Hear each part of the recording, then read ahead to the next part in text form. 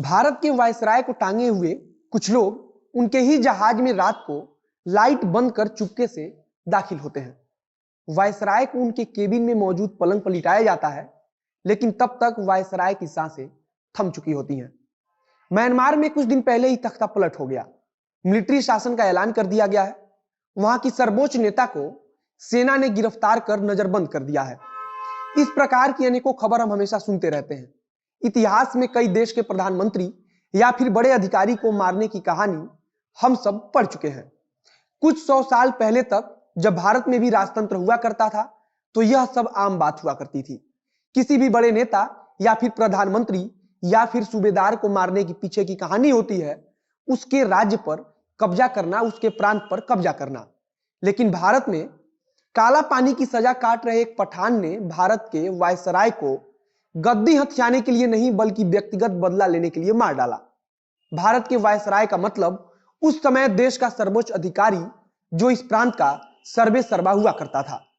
भारत के चौथे वायसराय को जिस पठान ने मारा, उसे इतिहास में पागल पठान से लेकर सनकी पठान तक की अनेकों उपाधियां मिली हुई हैं। कैसे काला पानी की सजा काट रहे कैदी ने उस समय के सबसे बड़े अधिकारी को मार डाला, यह कहानी काफी रोचक है। एक बार खुद सोचिए कि किसी राज्य के गवर्नर को मार दिया जाए तो प्रशासनिक क्षेत्र में कैसी हड़कंप मचेगी। वायसराय का मतलब होता था कि राजा के नाम पर किसी भी प्रांत या फिर किसी भी राज्य पर जो शासन कर रहा हो। आज 8 फरवरी है और आज का दिन भारत के इतिहास में इस घटना का साक्षी रहा है। 1872 में आज के दिन काला पानी की सजा काट रहे एक पठान ने भारत के तत्कालीन वायसराय की हत्या कर दी थी। कहानी को शुरू से सुनाते हैं, उससे पहले मेरा परिचय। नमस्कार, मेरा नाम है मोहित कुमार सिंह और आप देख रहे हैं जनता जंक्शन का विशेष कार्यक्रम अतीत। लॉर्ड मेयो को भारत के सबसे अधिक घूमने वाले वायसरायों में से एक गिना जाता है। लॉर्ड मेयो को नए नए जगहों का दौरा करना और घूमना बहुत अच्छा लगता था। लॉर्ड मेयो ने भारत में घूमने के लिए ऊंट से लेकर घोड़ा, हाथी, पानी का जहाज सबका उपयोग किया था। वे इतने घुमकड़ी स्वभाव के थे कि एक एक दिन में घोड़े से 80-80 मील का सफर तय कर लेते थे। इतिहास में एक और वाकया है कि भारत के किसी जगह पर जाने के लिए सिर्फ बैलगाड़ी का सहारा लिया जा सकता था। मेयो को वहां घूमने के लिए जाना था। मेयो उस समय भारत के सर्वोच्च अधिकारी हुआ करते थे, तो इसलिए उस समय किसी को भी यकीन नहीं था कि वह बैलगाड़ी पर बैठकर कहीं चले जाएंगे। अंग्रेजों में अपनी मान प्रतिष्ठा को लेकर एक अलग ही सोच हुआ करती थी, लेकिन मेयो इन सब से काफी दूर थे। वे जाने के लिए राजी हो गए। उनके जाने के लिए बैलगाड़ी पर पुआल बिछाया गया और वे पूरी रात उस पर सोते हुए अपनी यात्रा करते रहे। अगली सुबह जब वे उठे तो उन्होंने कहा था कि इससे सुकून वाली जगह दुनिया में कहीं और हो ही नहीं सकती। मुझे बहुत अच्छी नींद आई थी, यह सब वायसराय ने कहा था। अंडमान निकोबार उस समय खतरनाक कैदियों को रखा जाने वाला एक द्वीप समूह हुआ करता था। द्वीप समूह तो आज भी है, लेकिन आज काला पानी की सजा के तौर पर किसी को अंडमान निकोबार की जेल में नहीं डाला जाता। लॉर्ड मेयो ने योजना बनाई कि वे म्यांमार, जो उस समय बर्मा हुआ करता था, और अंडमान निकोबार के दौरे पर जाएंगे। इस कहानी को यहीं रोककर अब हम चलते हैं इस कहानी के दूसरे पात्र शेर अली पर। शेर अली एक पठान था जो 1860 के दशक में पंजाब पुलिस का कर्मचारी हुआ करते थे। शेर अली ने पेशावर आयुक्त के लिए काफी काम किया था। उन्होंने घुड़सवार रेजिमेंट में रहकर भी बड़ा अच्छा नाम कमाया था। शेर अली को अंग्रेजी सरकार की तरफ से सम्मानित भी किया जा चुका था, लेकिन अब शेर अली के जिंदगी का बुरा दौर शुरू होने वाला था। पेशावर में किसी पारिवारिक विवाद के कारण शेर अली के हाथों उसके एक रिश्तेदार की मौत हो गई। इसी केस में 2 अप्रैल 1867 को उन्हें मौत की सजा दी गई। शेर अली खुद को निर्दोष बताते थे, लेकिन अदालत में पेश किए गए सारे गवाह और सबूत उनके खिलाफ थे। हालांकि शेर अली ने जब उच्च न्यायालय में अपील किया तो उनके सजा को उच्च न्यायालय की तरफ से कम कर दिया गया और उसे उम्र कैद में बदल दी गई। उस समय अंग्रेजी सरकार कई स्वतंत्रता संग्राम के क्रांतिकारियों को और कई खूंखार कैदियों को भी अंडमान निकोबार द्वीप समूह पर काला पानी की सजा के लिए छोड़ देती थी। सेल्युलर जेल में सजा काटने के दौरान शेर सिंह को नाई का काम सौंपा गया। नाई का काम था तो उन्हें छुरा और कैंची रखने की इजाजत थी। इसी नाई का काम करते हुए शेर अली क्रांतिकारियों से भी मिला जो काला पानी की सजा काट रहे थे। शेर अली को जब अदालत ने सजा सुनाई थी तब उनके दिमाग में एक बात आ गई थी कि अंग्रेज केवल भारतीयों को सजा देते हैं और अगर कोई अंग्रेज कर्मचारी या अधिकारी दोषी भी होता है फिर भी उसे छोड़ दिया जाता है।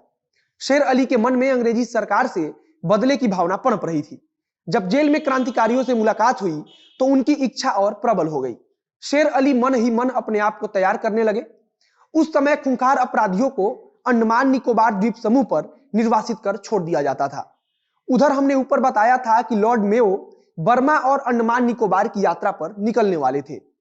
लॉर्ड मेयो ऐसे पहले वायसराय थे जो अंडमान निकोबार पर जा रहे थे, क्योंकि उससे पहले भारत का कोई अन्य वायसराय ऐसी यात्रा पर गया ही नहीं था।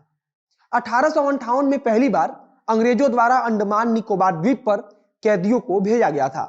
लॉर्ड मेयो जब अंडमान यात्रा पर पहुंचे थे तब वहां की पूरी संख्या 8000 हुआ करती थी, जिसमें 7000 कैदी थे।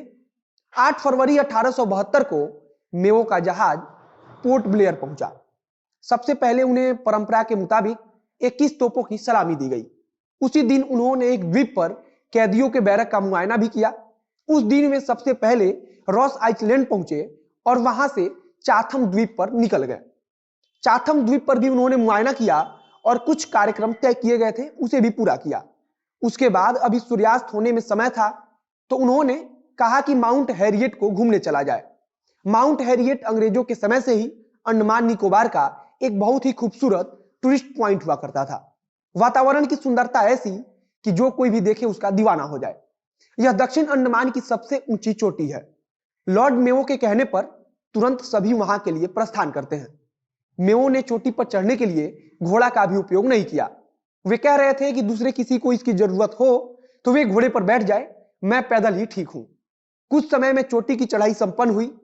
मेयो ने वहां से सूर्यास्त का आनंद लिया। सूर्यास्त के बाद चोटी से उतरने की यात्रा प्रारंभ की गई। होप टाउन जो वहां का एक गांव है, वहीं एक नौका वायसराय को लेने का इंतजार कर रहा था। इसी नौका से लॉर्ड मेयो को उनके जहाज तक छोड़ना था। अंधेरा हो गया था तो झुंड में शामिल कुछ लोगों के हाथ में मसाल थी। मेयो के साथ अंडमान के चीफ भी चल रहे थे। नौका के समीप पहुंचने पर अंडमान के चीफ वहां मौजूद गार्ड्स को कुछ बताने के लिए उनके तरफ चले गए। अचानक झाड़ी से एक लंबा चौड़ा आदमी निकला जिसने वायसराय पर हमला कर दिया। मसाल के प्रकाश में इतना ही दिखा कि एक आदमी वायसराय के पीठ पर चढ़कर लगातार छुरा मार रहा है। कुछ सेकंड में ही उस आदमी को पकड़ लिया गया। वह आदमी काला पानी की सजा काट रहे शेर अली था। वायसराय लॉर्ड मेयो पानी में गिरे पड़े थे। मेयो ने अपने आप को संभाल कर किसी प्रकार से ऊपर उठाया और कहा कि मुझे ज्यादा चोट नहीं लगी है। शायद मेयो को उस समय अंदाजा नहीं था कि उन्हें कितनी गंभीर चोट लगी है। वे खुद को संभाल नहीं पाए और दोबारा फिर से पानी में गिर गए। उनका कपड़ा इतनी देर में खून से पूरी तरह भीग चुका था।